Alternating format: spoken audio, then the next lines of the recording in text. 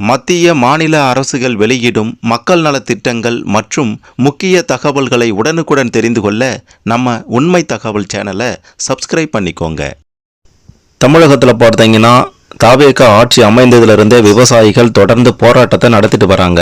என்ன காரணம்னா தாவேக அரசு அவங்க கொடுத்த வாக்குறுதிப்படி நிறைவேற்றலை அப்படின்ட்டு சொல்லி போராட்டம் நடத்துகிறாங்க. இந்த நிலையில் பார்த்தீங்கன்னா விவசாயிகளுக்கு மகிழ்ச்சி அளிக்கக்கூடிய ஒரு அறிவிப்பை முதல்வர் விஜய் அவர்கள் அறிவித்திருக்கிறாரு. அதை பற்றி தான் இந்த வீடியோவில் தெளிவாக பார்க்க போகிறோம். அதுக்கு முன்னாடி இந்த வீடியோவுக்கு மறக்காமல் ஒரு லைக் கொடுத்துக்கோங்க.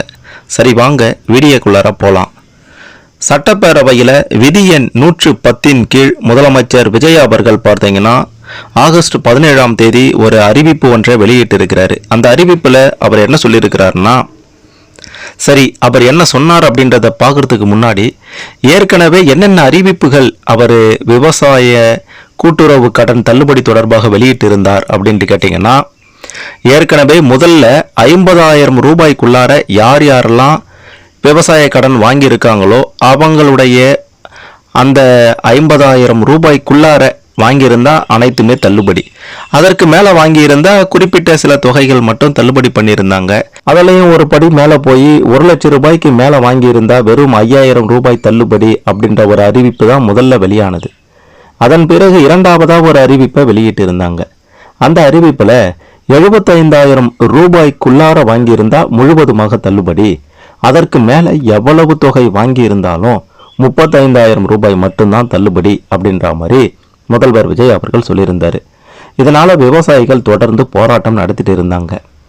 ஆனால் தற்போது மீண்டும் 3வது முறையாக ஒரு அறிவிப்பு வெளியாகி இருக்கின்றது. அந்த அறிவிப்பில் 75,000 ரூபாய் வரைக்கும் வாங்கியிருந்தீங்கன்னா முழுமையாக தள்ளுபடி, 1,00,000 ரூபாய்க்குள்ளார வாங்கியிருந்தீங்கன்னா ஏற்கனவே 35,000 தான் தள்ளுபடின்னு சொல்லியிருந்தாங்க. ஆனால் தற்போது 75,000 ரூபாய் வரைக்கும் தள்ளுபடி. நீங்கள் 1,00,000 ரூபாய்க்குள்ளார வாங்கியிருந்தீங்கன்னா 75,000 ரூபாய் வரைக்கும் தள்ளுபடி செய்கிறாங்க. மீதி 25,000 நம்ம கட்டணும். ஆனால் அந்த 1,00,000 ரூபாய்க்கு மேலே வாங்கியிருக்கவங்க பழையபடி பார்த்தீங்கன்னா அந்த 35,000 ரூபாய் மட்டும்தான் அவங்களுக்கு தள்ளுபடி, மீதி தொகையை கட்ட வேண்டும். இங்கே தான் சில பிரச்சனையே ஆரம்பிக்குது. அதாவது 1,00,000 ரூபாய்க்குள்ளார இருக்கவங்க 75,000 ரூபாய் வரைக்கும் தள்ளுபடி பெறுறாங்க. அதே மாதிரி 1,00,000 ரூபாய்க்கு மேலே எவ்வளவு வாங்கியிருந்தாலும் அதே 75,000 ரூபாயை தள்ளுபடி செய்திருந்தார்னா ஓரளவுக்கு சிறப்பாக இருந்திருக்கும்.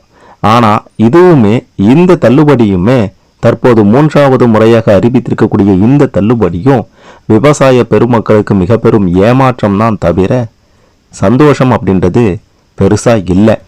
இருந்தாலும் 1,00,000 ரூபாய்க்குள்ளார வாங்கியிருக்கக்கூடிய விவசாயிகளுக்கு 75,000 ரூபாய் தள்ளுபடி அப்படின்றது ஓரளவுக்கு மகிழ்ச்சி அளிக்கக்கூடிய செய்தினே சொல்லலாம். ஆனால் இதெல்லாம் போதாது.